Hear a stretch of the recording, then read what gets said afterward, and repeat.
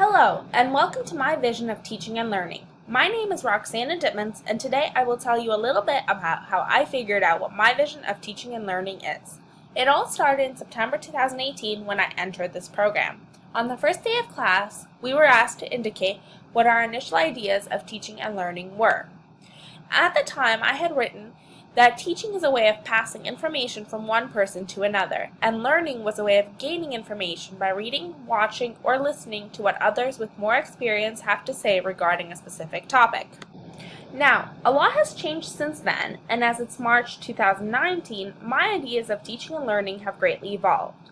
My vision of teaching and learning now encompasses the standards of practice and the ethical standards for the teaching profession, tribes, universal design, differentiated instruction, cooperative learning, developing critical thinking, quality assessment, inclusive learning environments, and progressive discipline. But what does this all mean? My vision for teaching and learning now is that teaching should be made accessible and available to everyone. A classroom should be inclusive to all, no matter race, gender, age, or political affiliation. Students should feel safe and within the classroom and have a set of rules in place to guide their learning. However, it is not only the students who are learning, but also the teacher, as they gain insight into the complex and amazing minds of their students.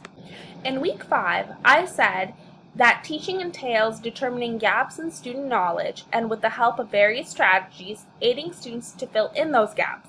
I also wrote that learning is not just memorization, rather it involves captivating the student's attention in the content so that they are able to gain a deep and profound understanding of the topic. In week 3, universal design for learning and differentiated instruction were examined. These learning strategies indicate that what is necessary for one is beneficial to all. By utilizing these strategies in my classroom, students will hopefully be more engaged as the work they are doing is hands-on and involved. It is clear that by implementing these strategies, not only will my teaching improve, but so will student learning. Cooperative learning, which was addressed in week 8, provides many strategies to aid in improving student learning and ties in extremely well with universal design and differentiated instruction. And again in week 9, the main focus was inclusivity. In week 9, I wrote that establishing a truly inclusive teaching and learning environment where all students, teachers, staff, and parents are made to feel welcome, appreciated, and valued is a goal in creating my classroom culture and routines. This goal will be guided with the ethical standards for the teaching profession as well as the 4 tribes agreements. Through attentive listening, appreciation, no put-downs, the right to pass, and mutual respect, students will feel the respect, integrity, trust, and care the teacher has for them, and they will be able to emulate those same values back to the teacher and their peers.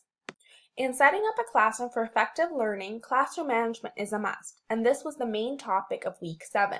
My personal philosophy in classroom management is that a progressive discipline approach should be taken with students, as this approach first teaches students what the correct behavior is and does not automatically punish them with the most severe consequences. Now that the rules have been established, how do we determine if students are in fact learning? And for that, quality assessment must be conducted. At the center of the assessment is a rubric, and this was the leading cause of week 6's discussion. A clear rubric will lay the groundwork for student success, and it will be easy to determine if a student has risen to the challenge set by the teacher.